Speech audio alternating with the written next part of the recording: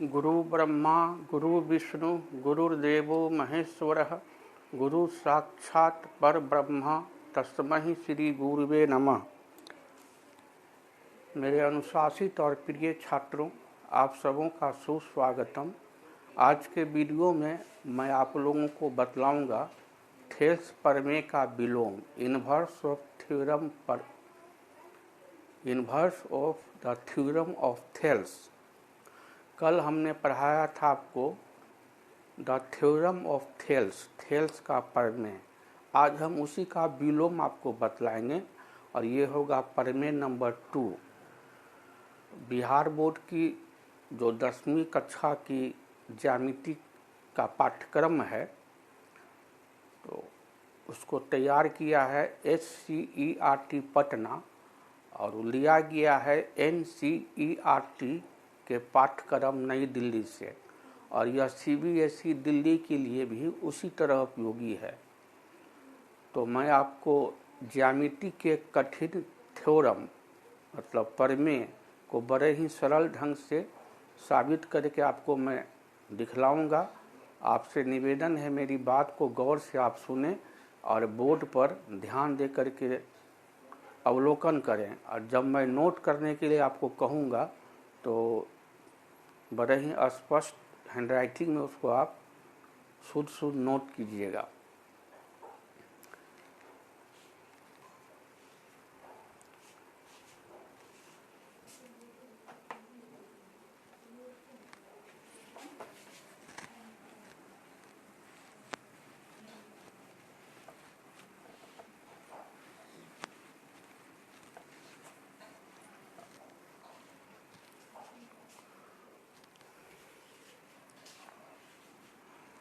तो मेरा प्रमेय 2 क्या कहता है?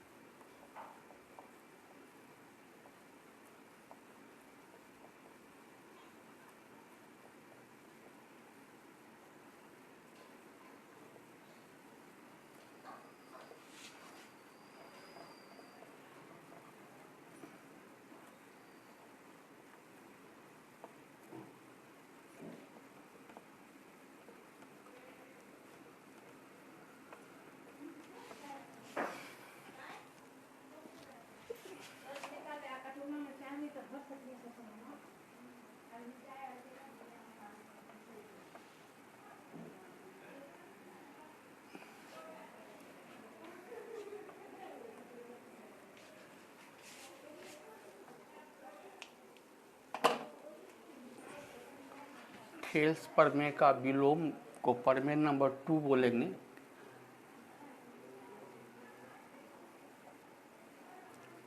किसी त्रिभुज की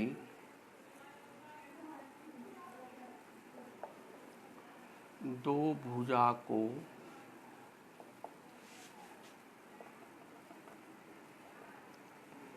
समान अनुपात में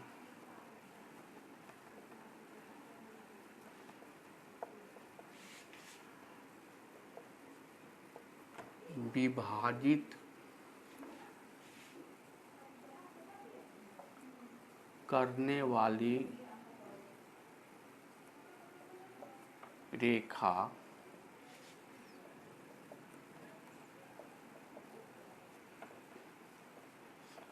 तीसरी भुजा के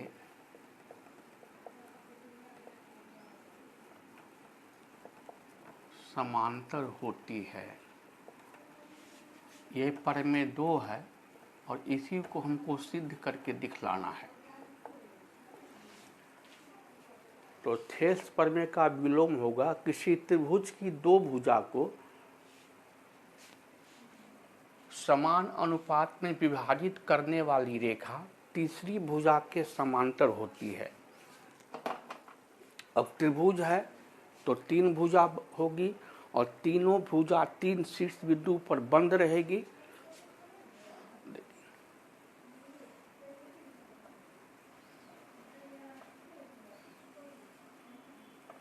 ये है शीर्ष बिंदु ए, ये शीर्ष बिंदु बी और ये शीर्ष बिंदु सी। भुजा ए बी और भुजा ए सी को डी और ई बिंदु पर क्रमशः ये रेखाखंड डी ई समान अनुपात में बांटती है। ए डी अनुपात डी बी बराबर है ए ई अनुपात ई सी। तो इस फोटो को पहले स्वीकार करेंगे। तो रेखा गणित है तो मान करके पढ़ेंगे। माना कि त्रिभुज ABC में AD अनुपात DB बराबर AE अनुपात EC। तो तीसरी भुजा कौन बच गई? BC।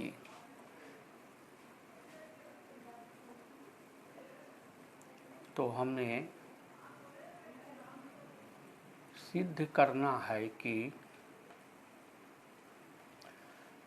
ये समान अनुपात में बांटने वाली रेखा DE दो भुजा, पहली भुजा AB दूसरी भुजा AC को D बिंदु E बिंदु पर बांटा है समान अनुपात में, इसलिए बराबर दिया हुआ है। तो तीसरी भुजा बच गई BC। तो ये जो विभाजित करने वाली रेखा जो है DE, ये समानांतर हो जाएगा तीसरी भुजा BC का। अब इस बात को साबित करने के लिए इस फोटो में थोड़ा जुगाड़ लगाएंगे।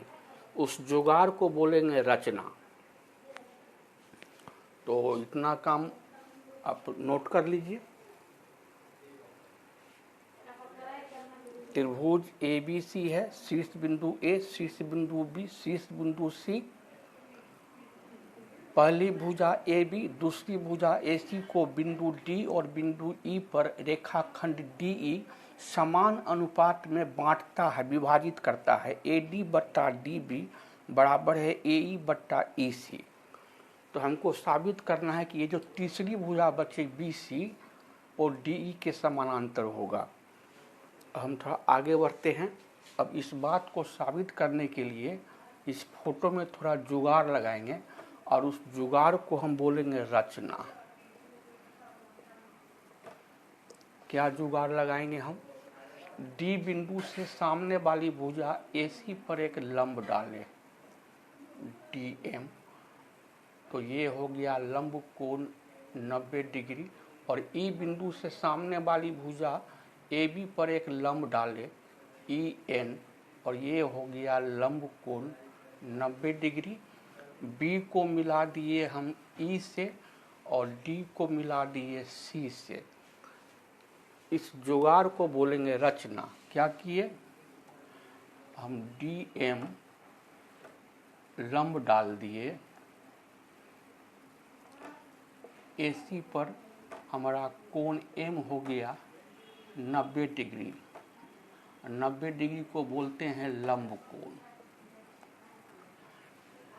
फिर EN हम लंब डालें AB पर, कोण N हो गया हमको 90 डिग्री और 90 डिग्री को बोलेंगे हम लंब कोण।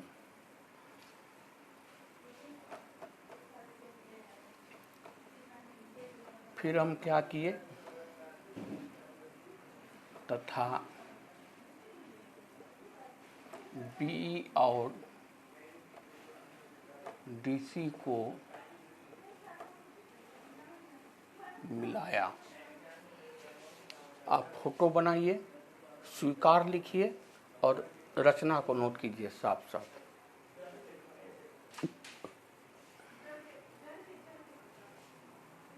एक बार फिर आपको हम समझा देते हैं। त्रिभुज की परिभाषा से तो आप अवगत हैं। तीन भुजाओं से घिरे बंद क्षेत्र को त्रिभुज कहते हैं। त्रिभुज में तीन भुजा होती है और तीन शीर्ष बिंदु होती है। शीर्ष बिंदु कहेंगे दो भुजा के मिलान बिंदु को। तो त्रिभुज ABC में शीर्ष बिंदु A, शीर्ष बिंदु B, शीर्ष बिंदु C।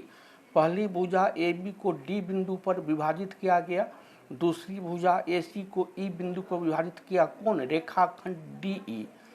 तो त्रिभुज की दो भुजा को समान अनुपात में विभाजित करने वाली रेखा तीसरी भुजा BC के समानांतर होगा। यही हमको साबित करना है।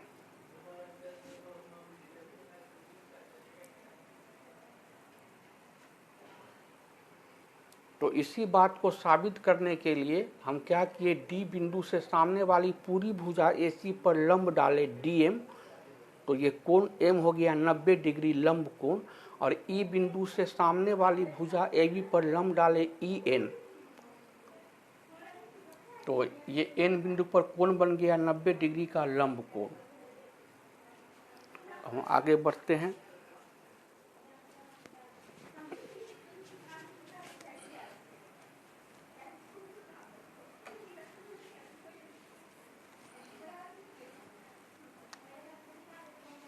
ये AD बट्टा DB बराबर AE बट्टा EC, इसको समीकरण नंबर 1 कर दीजिएगा आप। AD बट्टा DB बराबर AE बट्टा EC जो स्वीकार में लिखे हैं, इसको समीकरण 1 कर लीजिएगा।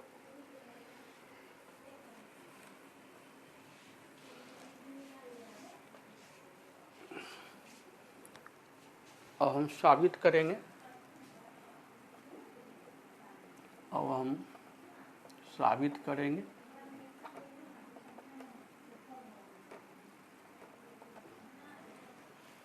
तो बाएं तरफ का पहले काम करते हैं, तो हमको AD बट्टा DB मिलेगा। फिर दाएं तरफ का काम करेंगे, हमको AE बट्टा EC मिलेगा।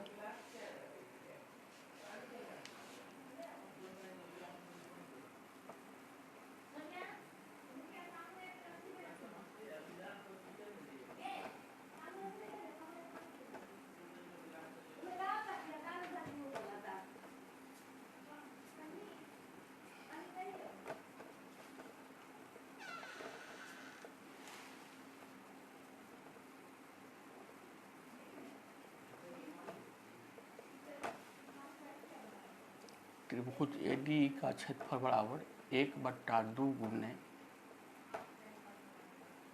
आधार गुने लंब। आधार है AD और लंब है EN। अब लेते हैं त्रिभुज DBC, तो ये A से लेके B तक आधार है, EN लंब है।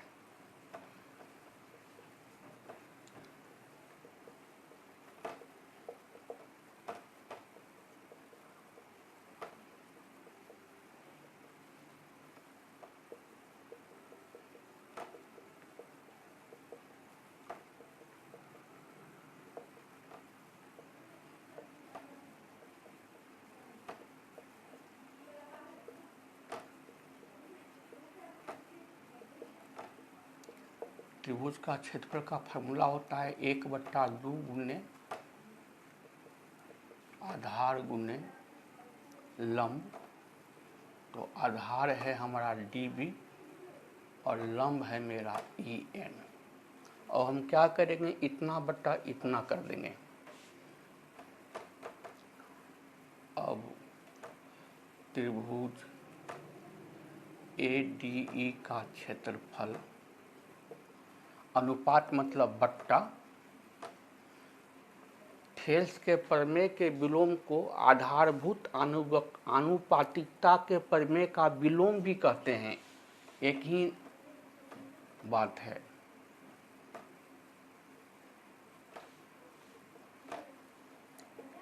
त्रिभुज ADE का क्षेत्रफल बट्टा त्रिभुज DBC का क्षेत्रफल बराबर, तो ADE का क्षेत्रफल है 1/2 गुना AD गुना EN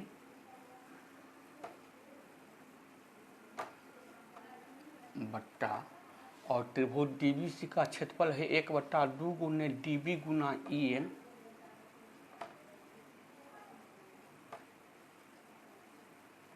तो 1/2 में 1/2 कटा, EN में EN कटा, तो त्रिभुज ADE का क्षेत्रफल बट्टा त्रिभुज DBC का क्षेत्रफल बराबर आ गया, कट के बचा हमको AD बट्टा DB। इसको आप समीकरण नंबर 2 कीजिए, इसको नोट कर लीजिए। तो हमको बाएं तरफ का काम हो गया, हमको AD बट्टा DB आ गया।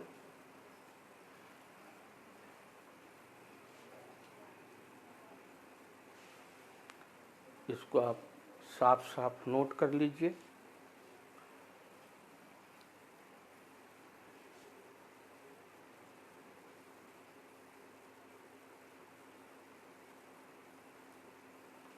अब इसी काम को हम दाएं तरफ करेंगे। तो अब लेंगे त्रिभुज ADE, तो आधार होगा AE और लंब होगा MD। फिर त्रिभुज लेंगे हम CEB, आधार होगा CE और लंब होगा DM। ये लंब पूरे के लिए है।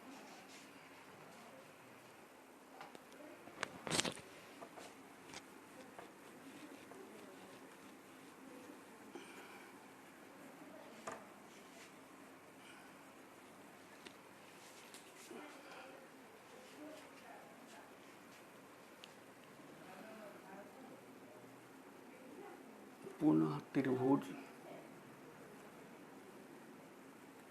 ADE में AE बराबर आधार,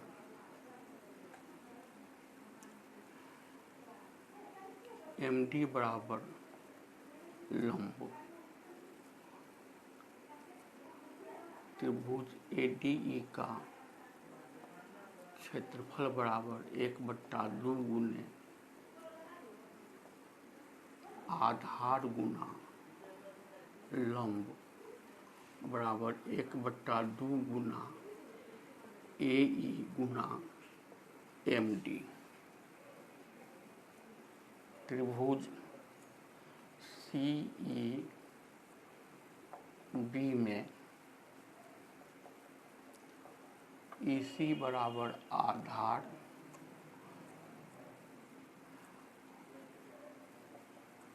MD बराबर लंब।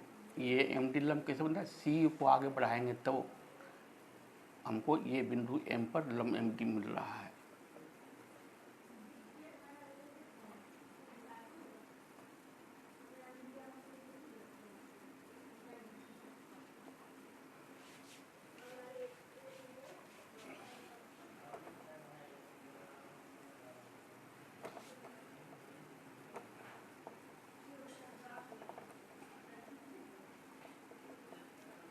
अब हम क्या करेंगे, इतना बटा इतना कर लेंगे।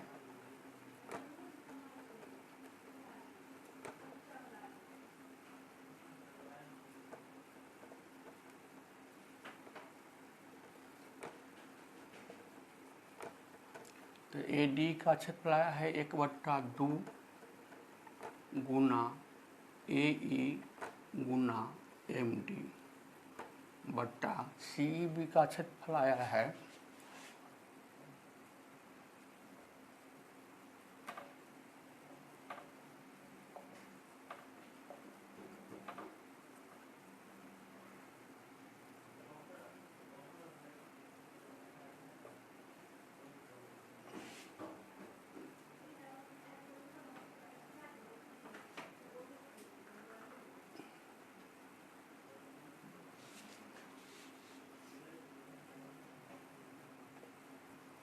1/2 गुना EC गुना MD। 1/2 में 1/2 कटा, MD में MD कट गया, तो हमको त्रिभुज ADE का क्षेत्रफल बट्टा त्रिभुज CBE का क्षेत्रफल कट के बचा हमको AE बट्टा EC। इसको समीकरण नंबर 3 कीजिए। अब आप समीकरण 3 तक चले जाइए, तो इतना काम करके फिर इधर ये काम कीजिएगा आप।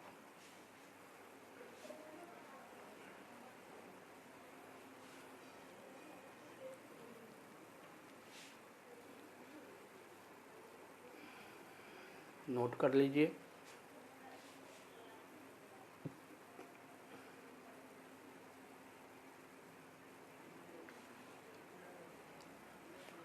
अब हम क्या करेंगे कि मेरा समीकरण एक था AD बट्टा DB बराबर AE बट्टा EC। तो हमको AD बट्टा DB का मान आया है त्रिभुज ADE का क्षेत्रफल बट्टा त्रिभुज DBC का क्षेत्रफल। ADE का क्षेत्रफल बट्टा त्रिभुज DBC का क्षेत्रफल। और हमको समीकरण 3 में आया है AE बट्टा EC बराबर त्रिभुज ADE का क्षेत्रफल बट्टा त्रिभुज CEB का क्षेत्रफल। तो एक बात आप गौर से सुन लीजिए कि ये मेरा DE और BC ये दोनों आधार के अंदर में त्रिभुज बन रहा है 1 2 3 4 5 6। तो समान आधार के अंतर्गत यदि सभी त्रिभुज का क्षेत्रफल बराबर होगा तो आधार क्या होगा, समानांतर हो जाएगा। आधार DE और आधार BC के अंदर जितना भी त्रिभुज बन रहा है यदि उसका क्षेत्रफल समान हो जाएगा तो ज्यामिति के नियम के अनुसार ये आधार DE आधार BC के समानांतर हो जाएगा।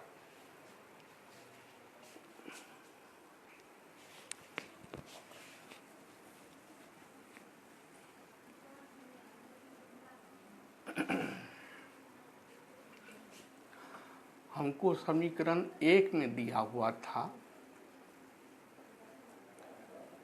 AD बट्टा DB बराबर AE बट्टा EC।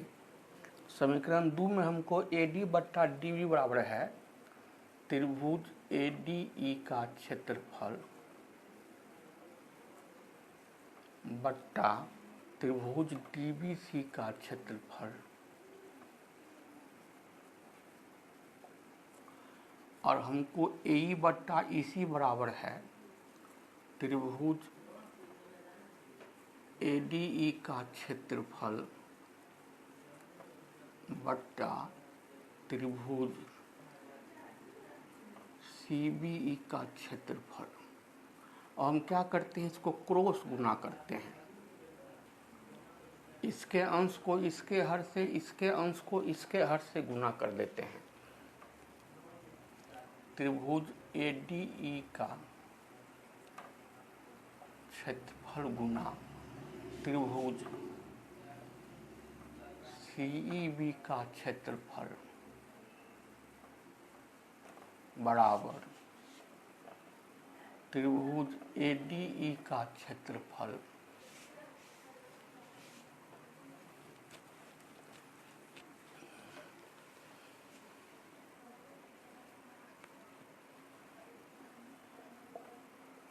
गुना त्रिभुज DBC का क्षेत्रफल।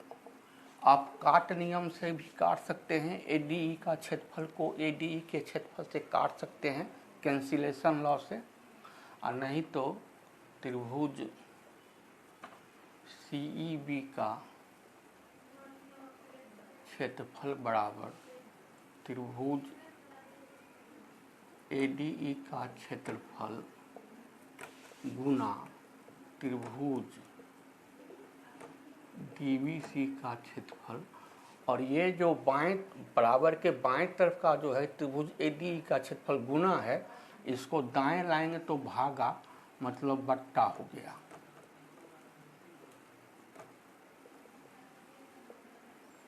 तो ADE में ADE कट गया तो हमको त्रिभुज CEB का क्षेत्रफल बराबर आ गया त्रिभुज DBC का क्षेत्रफल।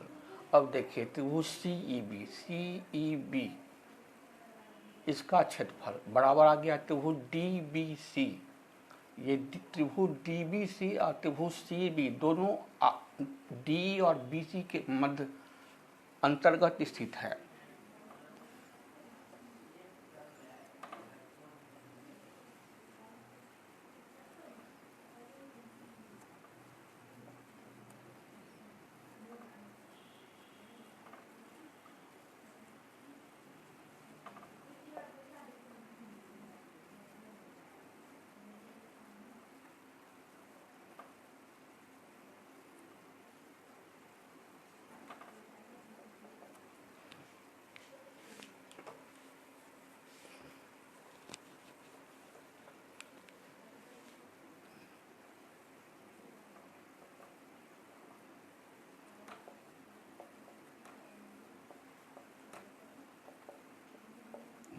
लिख देंगे।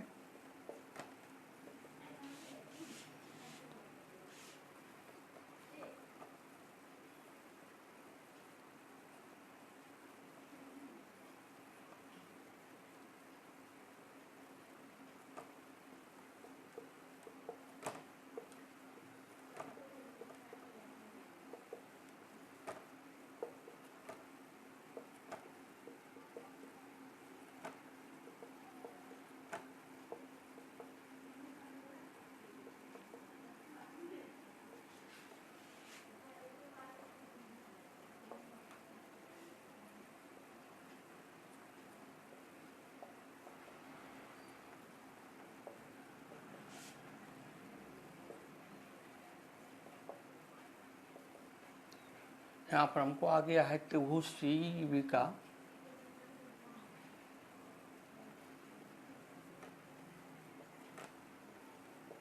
क्षेत्रफल बराबर त्रिभुज, इसको आप समीकरण नंबर 4 कर लीजिए।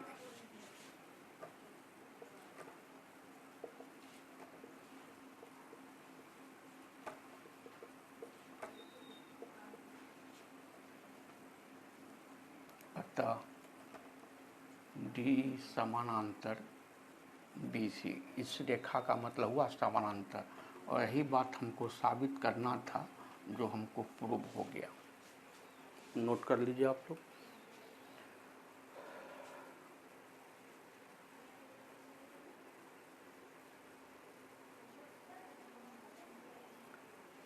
तो कल हम आप लोग को बतलाए थे थेल्स का प्रमेय 1, और आज आपको हम बतलाए हैं प्रमेय 2, जिसको कहा जाता है थेल्स के प्रमेय का विलोम, इन्वर्स ऑफ थेल्स थ्योरम।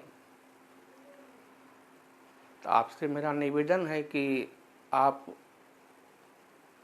इसी प्रमेय को कम से कम 10 बार जरूर प्रैक्टिस कीजिएगा, तब ये प्रमेय जो है आपके अधिकार में चला आएगा। ज्यामिति आपको बारंबार प्रैक्टिस करना होगा, मेहनत से चूकिएगा नहीं, क्योंकि आप जानते हैं कि hard labour does not go undivided. परिश्रम तो आपको करना ही पड़ेगा, हमारी विनती है, और हम आपका पूरा सहयोग करते रहेंगे। और ज्यामिति का कोई भी सवाल आपको मुसीबत में नहीं डालेगा, बड़ा ही सरल लगेगा। हमारी बात को केवल आप फॉलो करते चलिए।